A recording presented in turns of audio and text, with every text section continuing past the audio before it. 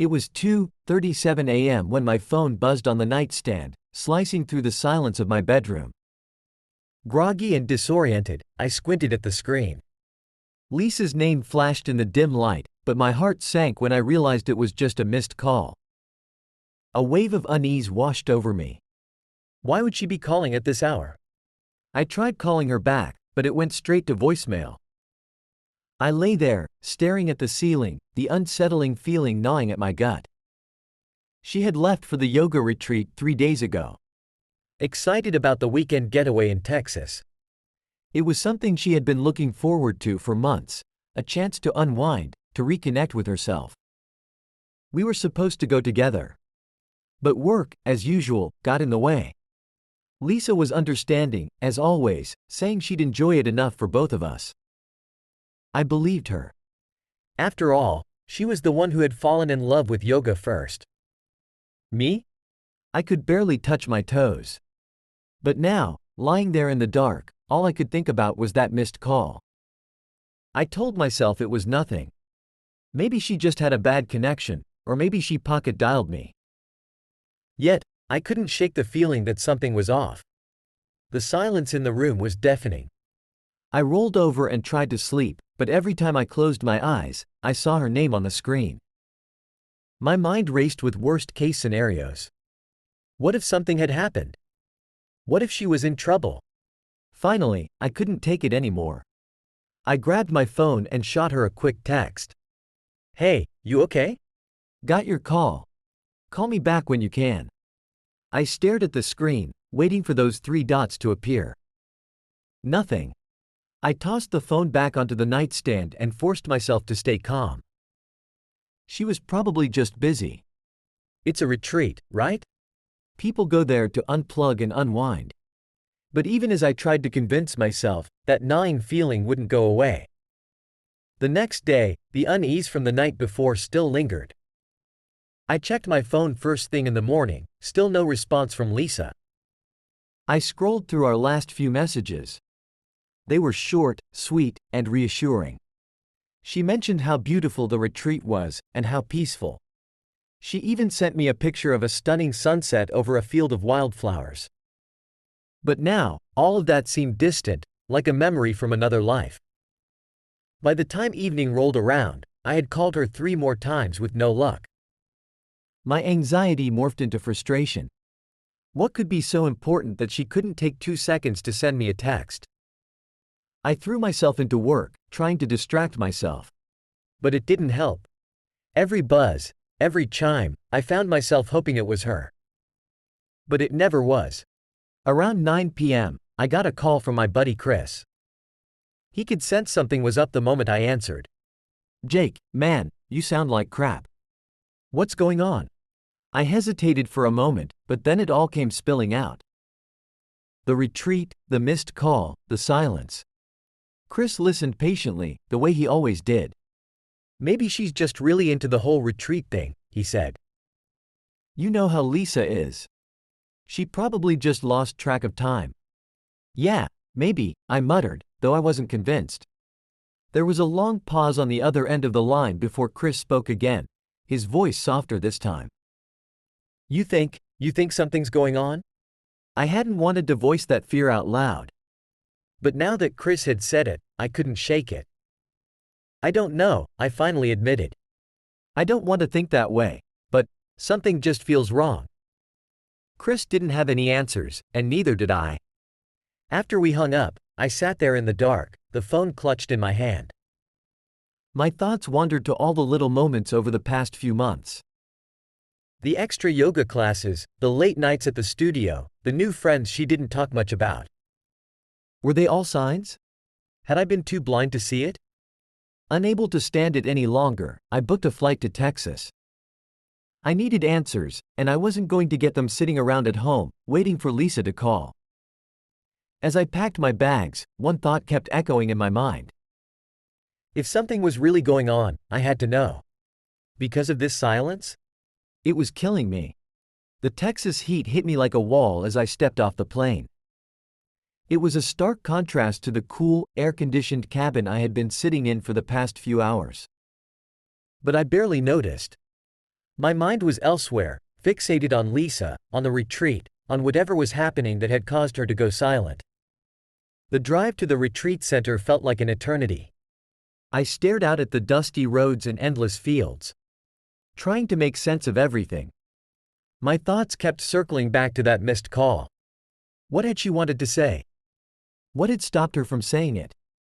The retreat center was nestled in a secluded spot, surrounded by rolling hills and dotted with wildflowers. It was the kind of place you'd see on a postcard, the kind of place where people came to find themselves. But I wasn't here to find peace. I was here to find Lisa. I parked the car and made my way to the main lodge. The air was thick with the scent of pine and sage. A few people were milling around, chatting quietly, or heading to their cabins. They all looked so calm, so content. I felt like an intruder. At the front desk, a woman with kind eyes and a gentle smile greeted me. "Welcome to Tranquil Springs. How can I help you?" I forced a smile. "I'm looking for my wife, Lisa. She's here for the retreat." She typed something into her computer and then looked up at me. "Lisa?" "Yes, she's staying in cabin 7. I can have someone take you there." "No need," I said quickly. "I can find it. Thanks." I grabbed a map from the counter and made my way toward cabin 7. The path wound through the trees, and the deeper I went, the more I felt the weight of everything pressing down on me. What was I going to find when I got there? Was I prepared for whatever it was? As I approached the cabin, I saw her. Lisa was sitting on the porch, her legs tucked under her, staring out at the horizon. She didn't notice me at first, too lost in her own thoughts. But when she finally looked up and saw me, her expression shifted from surprise to something else, something I couldn't quite place. "Jake?" she said, standing up slowly. "What are you doing here?" I stopped a few feet away from her, searching her face for answers. "I couldn't get a hold of you. I was worried." She looked down, avoiding my gaze. "I've been busy. The retreat, the classes. I guess I just lost track of time." "Lost track of time?" I repeated, my voice sharper than I intended. "You didn't even text me back." She sighed and ran a hand through her hair. "I'm sorry, Jake. I didn't mean to worry you." I stared at her, trying to make sense of everything. There was something in her tone, something off. "What's going on, Lisa? Really?" She hesitated, and in that moment, I knew. There was something she wasn't telling me. Before I could press her further, a voice called out from behind me. "Lisa! You ready for the evening session?" I turned to see a man approaching us. He was tall, with tousled brown hair and an easy smile. He wore loose, comfortable clothes that marked him as one of the instructors. But it wasn't his appearance that got to me, it was the way Lisa reacted to him. Her entire demeanor changed, her body tensed, and she looked away as if trying to hide something. "Edward, this is my husband, Jake," she said, her voice too casual, too controlled. Edward smiled and extended a hand. "Nice to meet you, Jake. We've heard a lot about you." I shook his hand. My grip tighter than necessary. Wish I could say the same. There was an awkward silence. Edward glanced at Lisa, then back at me. "Well, I'll see you at the session, Lisa." She nodded, and he walked off, leaving us standing there in the thick, uncomfortable air. I turned back to her, my suspicions confirmed. "That's him, isn't it?" I said quietly. Lisa flinched but didn't deny it. Her silence spoke louder than words ever could. The air between us was heavy, charged with the tension of unspoken truths. I felt a wave of anger rising in me, but I forced it down, trying to stay calm. "How long, Lisa? How long has this been going on?" She took a deep breath and finally met my eyes. "Jake, it's not what you think." "Not what I think?" I cut her off, my voice hard. "I just saw the way you looked at him. You've been ignoring my calls for days, and now you're telling me it's not what I think?" She opened her mouth to respond, but no words came out. Instead, she looked away again, as if she couldn't bear to face me. That hurt more than anything. Lisa, just be honest with me, I said, my voice softer now. I deserve that much, don't I? There was a long pause before she finally spoke. It started a few days ago. After one of the sessions, we were talking, and I don't know, Jake. It just happened. I felt like the ground had been ripped out from under me. It just happened? I repeated, disbelief and pain lacing my words. You just happened to start something with him while you're here, away from me? Tears welled up in her eyes, but I wasn't ready to feel sorry for her. Not yet. I didn't plan this, Jake. I didn't mean for it to happen. Didn't mean for it to happen? You had a choice, Lisa, I said, my voice shaking. You chose him. Over us. She wiped at her eyes, her voice barely a whisper. I'm sorry, Jake. I'm so sorry. I stood there, feeling a mix of anger, hurt, and disbelief. How had we gotten here? How had the woman I loved, the woman I trusted, ended up in the arms of someone else? You know what's the worst part? I asked, my voice cold. The worst part is that you didn't even have the decency to tell me. I had to come all the way here to find out. She looked like she wanted to say something, but no words came. And maybe that was for the best because I wasn't sure I could handle hearing anything else. I'm staying, I said finally, breaking the silence. I'm not going anywhere until we figure this out. But don't expect me to make it easy for you. With that, I turned and walked away, leaving Lisa standing on the porch, alone with her guilt. As I headed back to the main lodge, I knew one thing for sure. This retreat wasn't going to end the way she had planned. The next few days at the retreat were a blur of strained conversations and forced smiles. Lisa tried to maintain a facade of normalcy, but the tension between us was impossible to ignore. We danced around the topic of Edward, but the truth hung between us like a dark cloud, ready to burst at any moment. I spent most of my time observing from a distance, watching as Lisa went about her days, attending yoga sessions, and participating in group activities. I saw her with Edward more times than I could count. They were careful, keeping their interactions professional when others were around, but I could see the stolen glances, the subtle touches when they thought no one was looking. It was like they were playing a game, one that I had unwittingly become a part of. Every time I saw them together, the anger inside me grew. But along with that anger was a deep sense of betrayal that cut me to the core. How had we ended up here? How had the woman I had loved for years become a stranger to me? I wanted to confront Edward, to tear into him for what he had done, but I knew that would be too easy. He was smooth, charismatic, the kind of guy who could talk his way out of anything. No, I needed to be smarter than that. I needed to make sure that whatever happened next would be on my terms. So, I waited. I watched. I planned. One evening, I noticed that the retreat center was hosting a karaoke night. It was a light-hearted event meant to bring everyone together, to unwind and have fun after a day of intense sessions. That's when the idea hit me. This was the perfect opportunity. If Lisa wasn't going to come clean on her own, then I'd force her hand. I could feel the plan taking shape in my mind. I would turn this night into something she'd never forget, a moment where she would have no choice but to face the consequences of her actions. And I'd make sure everyone else saw it too. As I prepared for what was to come, I could feel the weight of it all pressing down on me. But there was a strange sense of calm as well, knowing that soon, everything would be out in the open. There would be no more secrets, no more lies. Lisa might have thought she could keep this hidden, but that was about to change. The night of the karaoke event arrived, and the retreat center's main lodge was buzzing with excitement. People gathered around, laughing, sharing drinks, and eagerly awaiting their turns to sing. The atmosphere was light and carefree, everything I wasn't feeling. I stood at the back of the room, watching as Lisa mingled with the other participants. She seemed relaxed, smiling and laughing as if nothing was wrong. But I knew better. I knew what lay beneath that smile, and tonight, everyone else would too. When the host finally called for volunteers to sing, I made my move. I stepped forward, drawing more than a few surprised looks from the crowd. I wasn't exactly the type to take the stage. But tonight was different. I picked up the microphone, scanning the room until my eyes locked with Lisa's.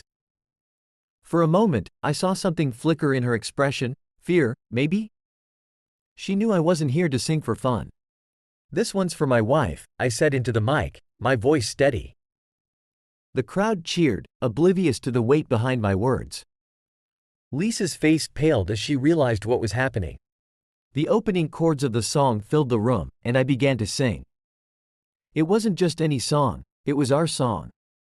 The one we danced to on our wedding night, the one that had been the soundtrack to so many memories. But now, those memories felt like a cruel joke. As I sang, I kept my eyes on Lisa. Her smile had vanished, replaced by a look of disbelief and horror. Edward, standing not far from her, looked equally uncomfortable. Good. They deserved every second of this. When the song ended, the room erupted in applause, but I barely heard it. My focus was entirely on Lisa. I could see the tears welling up in her eyes. But I wasn't done yet. I handed the microphone to the host and walked over to Lisa. The room quieted as everyone sensed that something was about to happen. I could feel their eyes on us, but I didn't care. "Lisa," I said, my voice loud enough for everyone to hear. "Is there something you'd like to share with everyone?" She shook her head, tears spilling down her cheeks. "Jake, please, don't do this." "Don't do what?" I asked, my voice sharp.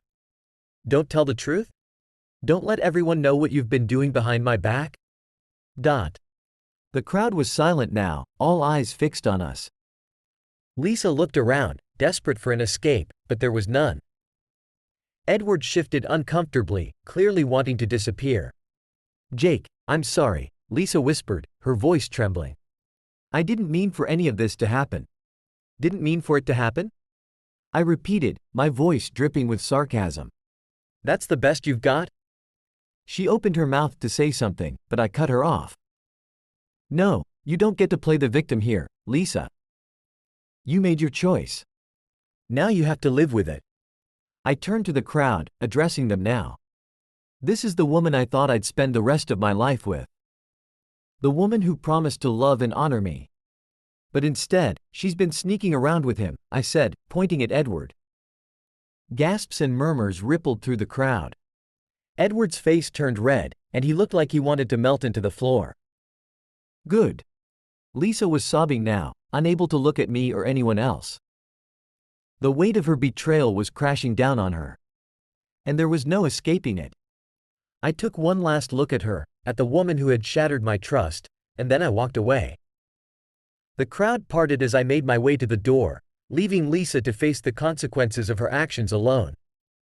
As I stepped outside, the cool night air hit me, and for the first time in days, I felt a sense of relief. The truth was out. There was no going back now. And somehow, that made it easier to breathe. The night air was a stark contrast to the heat inside the lodge. I took a deep breath, letting it cool my burning skin, but my mind was still reeling. The confrontation in the lodge played on a loop in my head.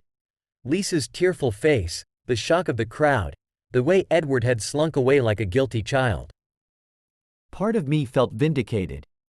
I had done what I came here to do. Lisa's betrayal was no longer a secret, and she couldn't hide behind lies or excuses anymore. But another part of me felt empty. Exposing her affair hadn't brought the closure I thought it would. If anything, it had just left me feeling more lost. I found a quiet spot near the edge of the retreat, away from the lights and noise of the main lodge. The stars were out, scattered across the vast Texas sky, but I couldn't appreciate their beauty.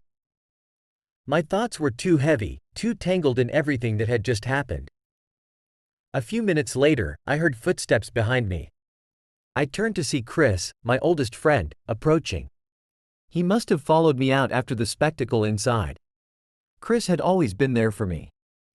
Through the good times and the bad, and right now, I was grateful for his presence. "You okay, man?" he asked, his voice soft. I shrugged, not sure how to answer. "I don't know." I thought I'd feel better after confronting her, but…" Chris nodded, understanding. It's never as simple as that. We stood in silence for a moment, the weight of everything hanging between us. Chris knew me well enough to know that I wasn't looking for a pep talk. He was just there, a steady presence, letting me sort through the mess in my head. "What are you going to do now?" he finally asked. I sighed, rubbing the back of my neck. I don't know. I guess I have to figure that out. "Are you going to leave her?" The question hung in the air, heavy and inevitable. I had been avoiding it, but now there was no escaping it. Did I want to leave Lisa? Could I even forgive her after everything that had happened? I don't know, Chris, I admitted, my voice hollow. Part of me wants to walk away and never look back. But another part of me still loves her, Chris finished for me. I nodded, feeling a pang of guilt for even admitting it. Yeah, I do. Chris didn't say anything for a while, just stared out at the dark landscape. When he finally spoke, his voice was calm and measured. You don't have to decide right now. Take some time. Figure out what you really want. Just don't let this eat you up, Jake. I knew he was right. There was no easy answer, no quick fix. I had to figure out what I could live with, and that wasn't going to happen overnight. I think I'm going to stay here a few more days, I said, surprising myself with the decision. I need some space to think. Chris nodded, supportive as always. I'll be around if you need me. With that, he clapped me on the shoulder and headed back to the lodge, leaving me alone with my thoughts. I watched him go, then turned my gaze back to the stars.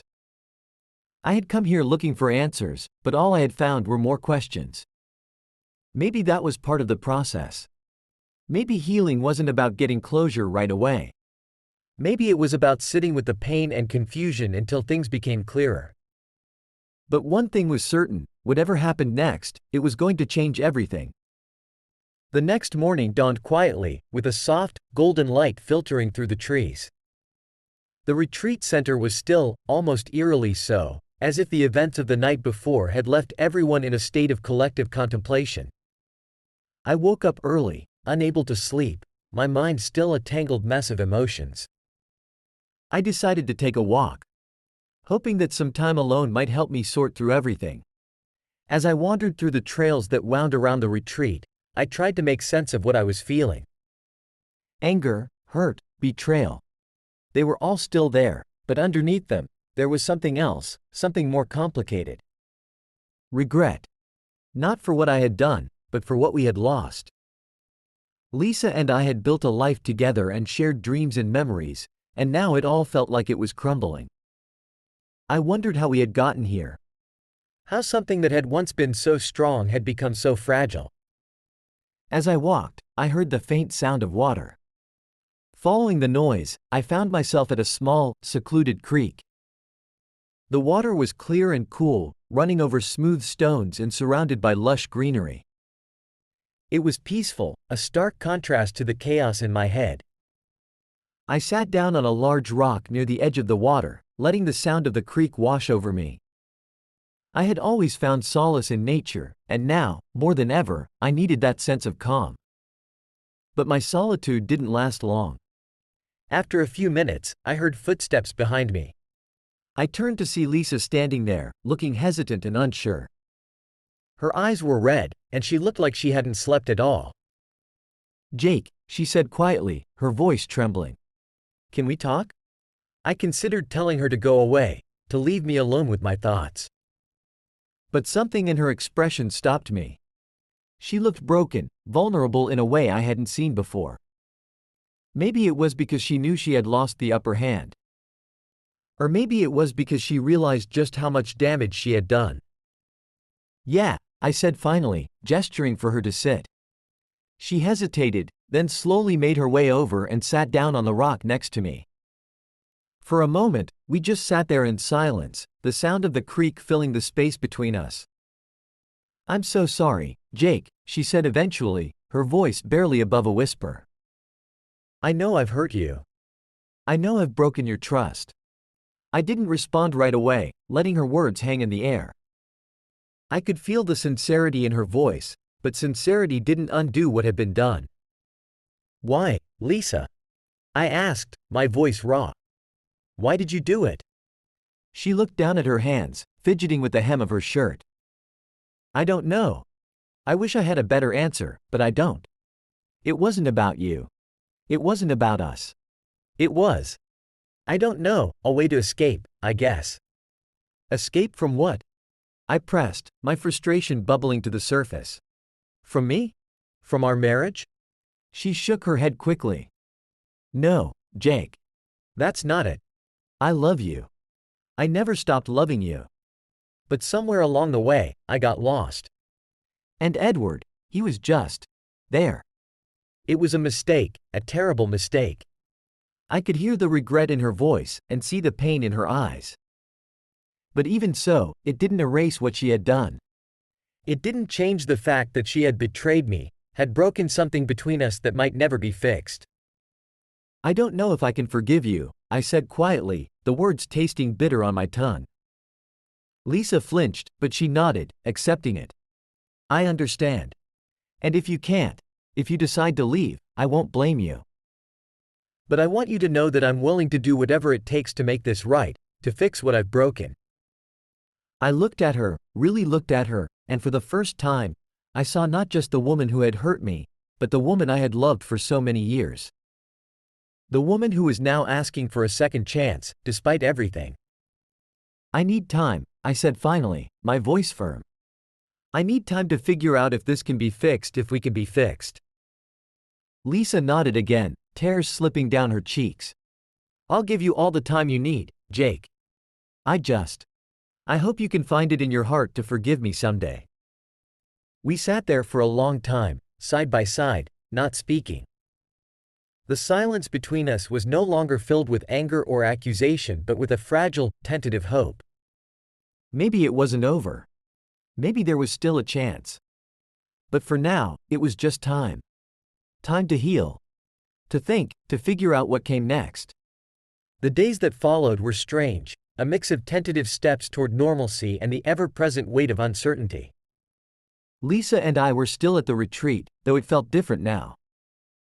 The serene landscape, once a place for reflection and peace, had become the backdrop to a broken relationship struggling to find its way. Lisa kept her distance, respecting my need for space. She participated in yoga sessions, but her energy seemed muted, her laughter absent. Edward, for his part, had disappeared into the background, no longer the center of attention. I couldn't bring myself to care where he was or what he was doing. My focus was on Lisa and on figuring out if there was anything left to salvage. One afternoon, I decided to join one of the meditation sessions. I wasn't much for sitting still, but I needed something to calm the storm inside me. The instructor guided us through a series of breathing exercises, encouraging us to let go of our thoughts and simply be present. It was easier said than done. My mind kept wandering back to Lisa, to the life we'd built together, to the cracks that had formed and deepened. But as I sat there, eyes closed, breathing slowly, something shifted. It wasn't a moment of clarity or some grand revelation. It was more like a quiet acceptance.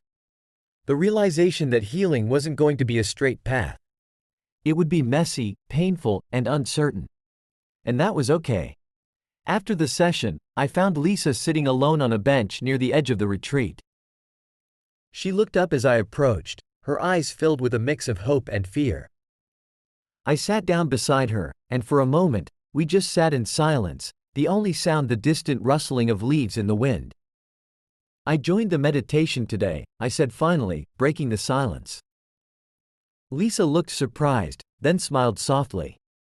How was it? Hard. But helpful, I think.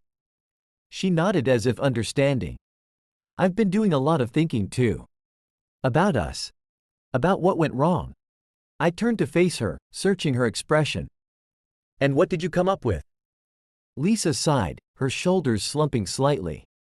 I think I lost myself somewhere along the way. I got so caught up in everything, work, expectations, life in general, that I stopped being present in our marriage. And then, when I met Edward, It was like an escape, a way to feel something different. But it was a mistake, Jake. A terrible, selfish mistake. Her words hung in the air, heavy with regret. I could see the sincerity in her eyes, but it didn't make it any easier to process. Still, I appreciated her honesty. We couldn't move forward without it. I'm not saying I'm blameless, I said after a pause. Maybe I wasn't as present as I should have been either. But that doesn't excuse what happened. No, it doesn't, Lisa agreed, her voice soft. And I don't expect you to forgive me overnight. Or at all. But I want to be honest with you from now on, Jake. No more secrets. No more lies. I nodded, feeling a mix of emotions, relief, sadness, hope, and fear. It wasn't a resolution. But it was a start. We still had a long way to go, but for the first time, I felt like maybe, just maybe, we could find a way through this. Let's take it one day at a time, I said finally, reaching out to take her hand. We'll figure it out together. Or at least try to. Lisa squeezed my hand, her eyes filled with unshed tears. One day at a time, she echoed. And so, we sat there, side by side, the distance between us slowly beginning to close. We weren't healed, not yet. But we were willing to try, and that was something. The last day of the retreat arrived with a sense of finality.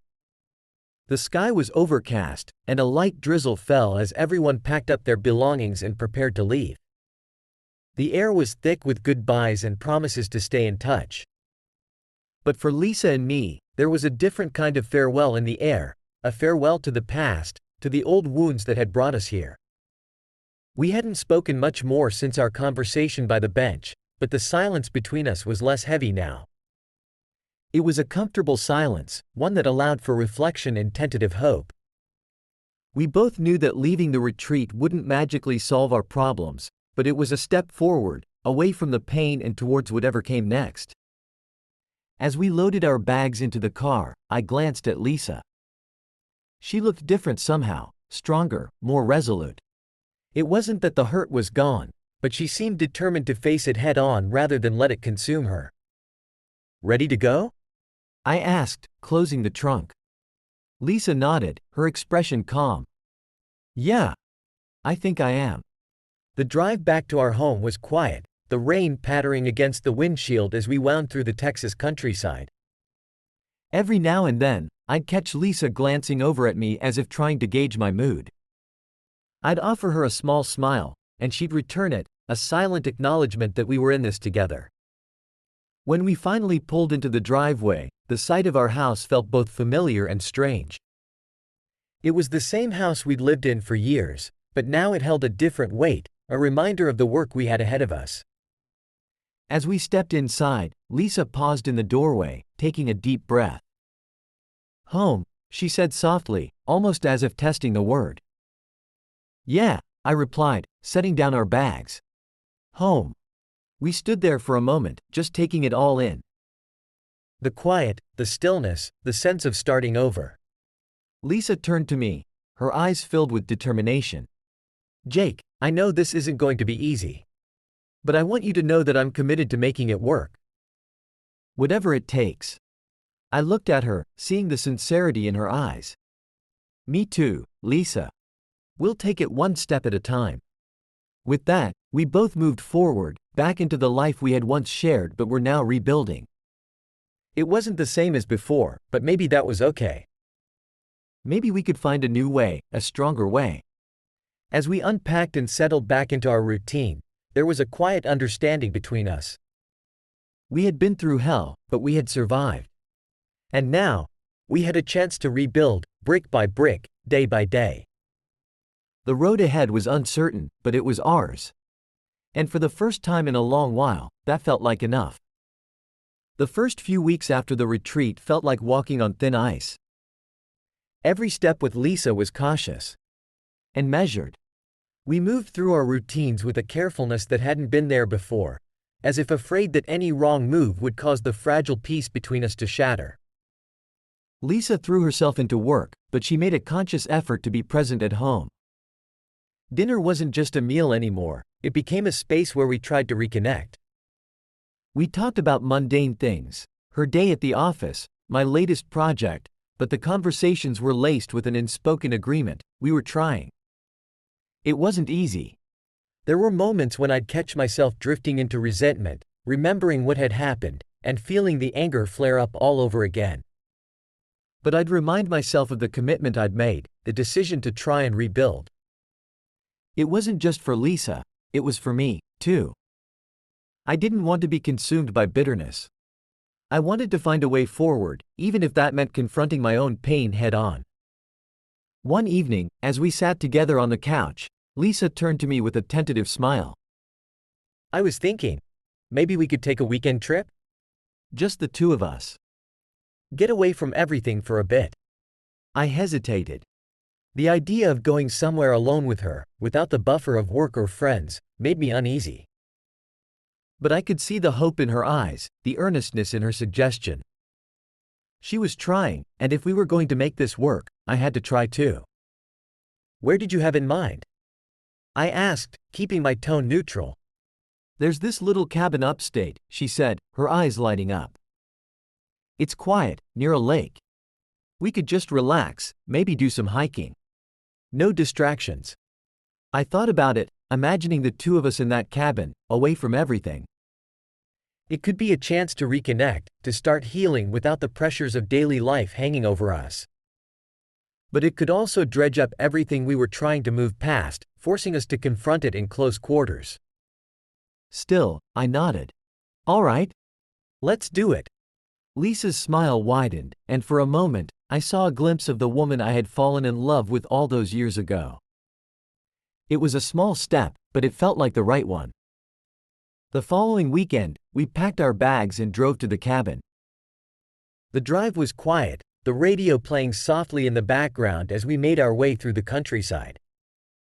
When we finally arrived, the cabin was everything Lisa had described: secluded, peaceful, surrounded by towering trees and the gentle lapping of the lake nearby. We settled in, unpacking and exploring the small space. It felt strange, being here with her, just the two of us. But there was also something comforting about the simplicity of it. No distractions, no reminders of what had happened. Just us, trying to figure out where we stood. That evening, we sat by the fire, sipping wine and watching the flames dance. The silence between us was comfortable, and for the first time in a long while, I felt a sense of calm. Maybe this trip was exactly what we needed, a chance to step away from the noise and just be with each other. As the fire crackled, Lisa turned to me. Her expression serious. Jake, I know this isn't going to fix everything. But I'm glad we're here. I want us to find a way back to each other. I met her gaze, feeling a mix of emotions: hope, fear, uncertainty. But beneath it all, there was a desire to try, to see if we could rebuild what had been broken. We'll get there, I said quietly. One step at a time. Lisa nodded, her eyes reflecting the flames as she reached out to take my hand. And in that moment, sitting by the fire in a quiet cabin, it felt like maybe, just maybe, we were starting to find our way back. The next day, we decided to go hiking. The trail wound through the woods, leading to a viewpoint that overlooked the lake. It was a crisp morning, the air fresh with the scent of pine and earth. As we walked, we talked, really talked, for the first time in what felt like forever. We spoke about the past, about the things that had led us to the retreat and to where we were now. Lisa opened up about the pressure she'd been feeling. The sense of losing herself in the routine of life, and how that had pushed her to seek something, anything, that felt different. I'm not making excuses, Jake, she said as we climbed a steep incline. I know what I did was wrong. But I think I was trying to escape the feeling that I wasn't enough, that our life had become stagnant. I nodded, understanding even if it hurt to hear. I get it. I think I felt some of that too. But I never thought you'd. I never thought this would be the way you'd handle it. Lisa stopped and turned to face me, her expression earnest. Neither did I made a mistake. A huge one. And I regret it every day. But I'm here now, trying to make it right. I hope you can see that. I could see it. I could see the effort she was putting in, the way she was trying to rebuild the trust that had been shattered. But trust wasn't something that could be rebuilt overnight. It would take time, and I needed to be patient with myself and with her. I see it, Lisa, I said softly. I do. And I'm trying too. But it's going to take time. I don't know when, or if, I'll be able to fully let go of what happened. Lisa nodded, her eyes filled with understanding. I know. And I'll wait as long as it takes, Jake. I just want us to keep moving forward, even if it's slow. We continued up the trail, the conversation lingering in the air between us. It wasn't easy, but it was honest. And that was something we hadn't had in a long time. When we reached the viewpoint, the sight took my breath away. The lake stretched out below us, a shimmering expanse of blue, surrounded by trees that were beginning to change color with the season. The sun was high in the sky, casting a warm glow over everything. We stood there in silence for a while, just taking it all in. It felt like a metaphor for where we were, standing at a precipice, looking out at the vast unknown, unsure of what lay ahead but ready to face it together. As we started back down the trail, I felt a sense of peace settle over me. It wasn't that everything was fixed or that the pain had magically disappeared. But there was a sense of possibility, a feeling that maybe, just maybe, we could find our way through this. That evening, back at the cabin, Lisa suggested we cook dinner together. It was a small thing, but it felt significant, another step toward reconnecting. We worked side by side in the tiny kitchen, chopping vegetables and laughing over silly mistakes. The tension that had been so present between us for so long seemed to ease, replaced by a tentative warmth. After dinner, we sat by the fire again, this time closer than before. Lisa rested her head on my shoulder, and I didn't pull away. It felt natural and comforting. We talked about the future, about taking things slow, about continuing to work on our relationship, and about not letting the past define us. We'll get there, Lisa said softly, her voice filled with quiet determination. I believe that. I wrapped my arm around her, pulling her closer. Yeah, I murmured. I believe it too. And as the fire crackled and the night settled in around us, I felt something I hadn't felt in a long time, a glimmer of hope. Maybe this wasn't the end of our story after all. Maybe it was just the beginning of a new chapter. Returning home after the weekend at the cabin, Lisa and I found ourselves in a strange place. The weekend had been a positive step, but the real world had a way of creeping back in, bringing with it the unresolved tensions and doubts that had been momentarily quieted. As the days went on, the routines we had once taken comfort in felt different. The ease that had been present at the cabin began to erode under the pressures of daily life. I found myself questioning things I hadn't before. A random text message, a phone call she didn't pick up right away, it all triggered those familiar feelings of suspicion. I didn't want to live like that, constantly on edge, but it was hard to shut off those instincts after what had happened. Lisa seemed to sense it. One evening, as we sat at the dinner table, the quiet between us heavy, she looked up from her plate and spoke. Jake, we need to talk about it. Really talk about it. I didn't need to ask what she meant. I knew. I set down my fork and met her gaze. Okay. Let's talk. She took a deep breath, her hands trembling slightly as she placed them on the table. I know you're still struggling to trust me, and I understand that. I betrayed you, and that's not something that can be easily forgiven. But I want us to move forward, Jake. I don't want to be stuck in the past forever. I nodded, appreciating her honesty, but the words came hard. It's not that I don't want to move forward, Lisa. I do. But every time I think we're making progress, something happens that reminds me of what you did, and it's like I'm right back there again, in that moment when I found out. She reached across the table, her hand resting on mine. I'm here, Jake. I'm not going anywhere. And I'm willing to do whatever it takes to help rebuild that trust. If you need to ask me questions, if you need to talk about what happened, Then let's do that. I don't want you to feel like you have to bottle it up. I looked at her, the sincerity in her eyes clear. She was right, keeping everything inside wasn't helping either of us. I needed to let it out, to confront the ghosts that had been haunting me since the retreat. All right, I said, my voice steadying. Let's start with the hardest part, then. Why did you do it, Lisa? What made you think that being with Edward was worth throwing everything we had away? Lisa flinched at the mention of Edward's name, but she didn't shy away from the question. She took a deep breath, her eyes never leaving mine. It wasn't about Edward, not really, she began, her voice quiet but resolute. It was about me. I was lost, Jake. I felt like I was suffocating in my own life, like everything I'd worked for, everything we'd built, was slipping away from me. And instead of facing those feelings head on, I ran from them. Edward, he was just the means of escape. A distraction. But it was never worth losing you. It was never worth losing us. Her words hung in the air, heavy with truth. It didn't erase the hurt, but it did offer some clarity.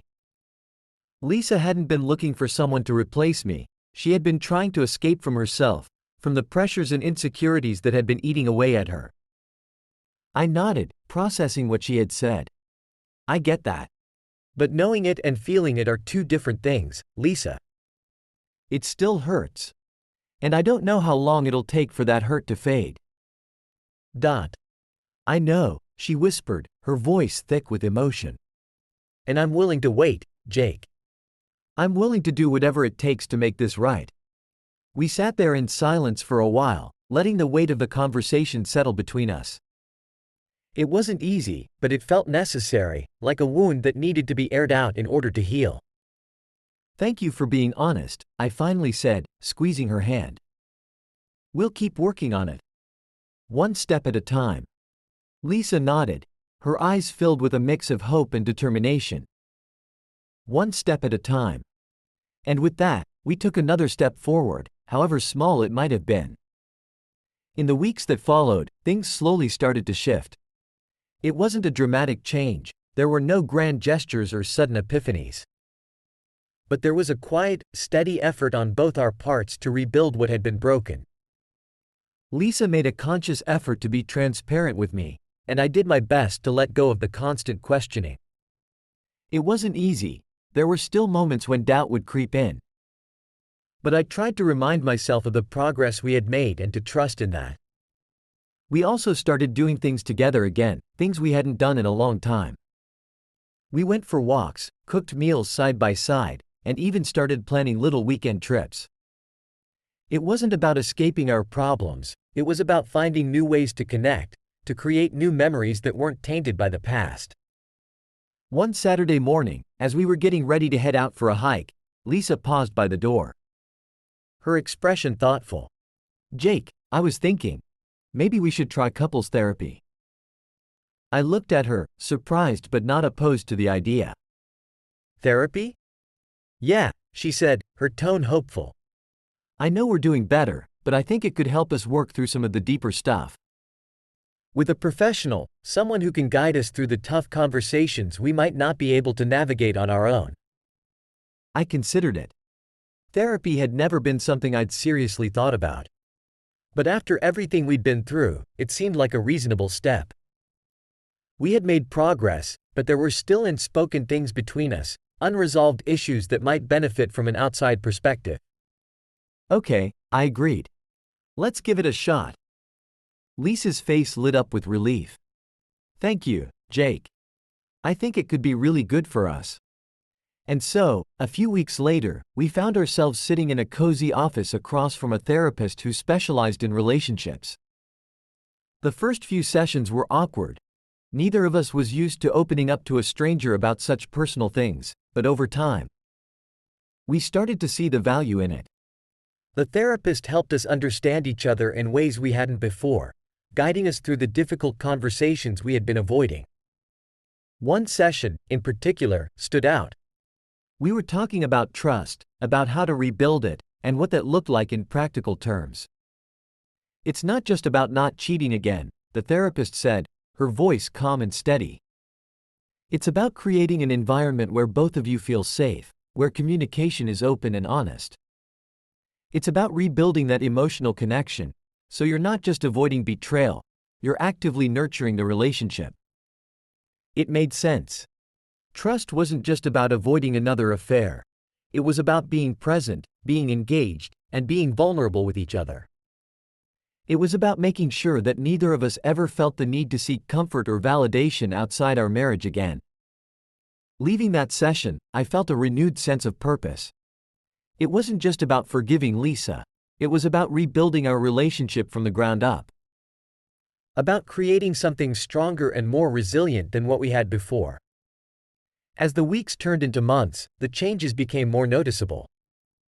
We argued less, laughed more, and started to find joy in the little things again.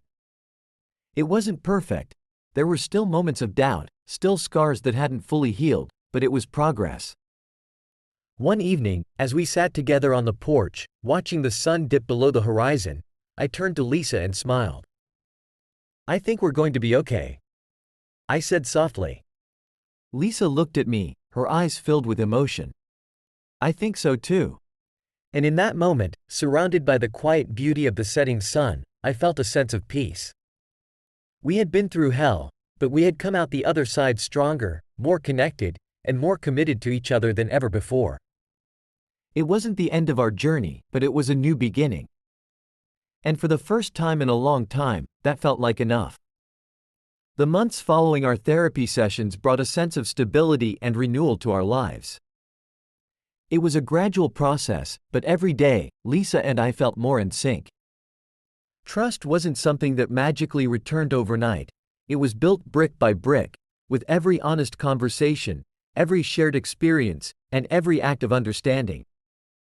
One evening, as we sat together on the porch, something shifted between us. The air was warm, and the soft hum of cicadas filled the silence. Lisa leaned into me, her head resting on my shoulder, and for the first time in what felt like years, I didn't feel the need to pull away. The weight of the past had lessened, replaced by something stronger, a bond that had been tested but not broken. "I've been thinking," Lisa said quietly, her voice barely above a whisper. "Maybe it's time we start planning for the future again. Something new. Something that's just ours."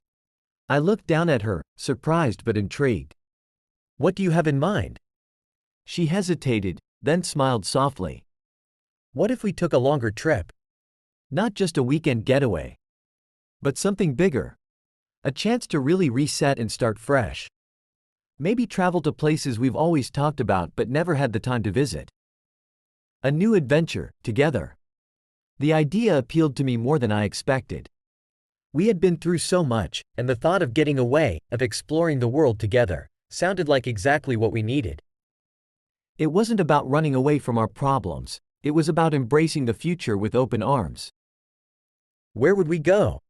I asked, already imagining the possibilities. "Anywhere we want," Lisa replied, her eyes bright with excitement. "Europe, Asia, South America. Let's see the world together, Jake. Let's make new memories, ones that aren't tied to anything but us." I smiled, feeling a rush of warmth and hope. "Let's do it." And so, we began to plan. Over the next few weeks, our nights were filled with maps, travel guides, and exciting discussions about all the places we wanted to see. It wasn't just the planning that brought us closer, it was the shared dream. The sense that we were building something new together, something that had no ties to the past. As our departure date approached, I realized how far we had come. The fears, the doubts, the pain, they were still there, but they didn't define us anymore. We had chosen to move forward, to rebuild not just our marriage, but our lives. On the day we left for our trip, standing in the airport, Lisa turned to me with a look of pure joy. "Thank you, Jake," she said softly. "For believing in us." I took her hand, squeezing it gently. "Thank you for giving me a reason to." As we boarded the plane, I felt a sense of closure, not just to the pain of the past, but to the chapter of our lives that had nearly broken us. We were stepping into something new, something that was ours to create. The plane took off, and as the city faded below us, I glanced at Lisa. She was looking out the window, a small smile playing on her lips. I knew we still had challenges ahead, but for the first time in a long time, I wasn't afraid of them. We had faced the worst and come out stronger, and now, we were ready for whatever the future had in store. As the world unfolded beneath us, I felt a deep sense of peace. We were beginning a new journey, not just as a couple, but as two people who had learned to love each other again.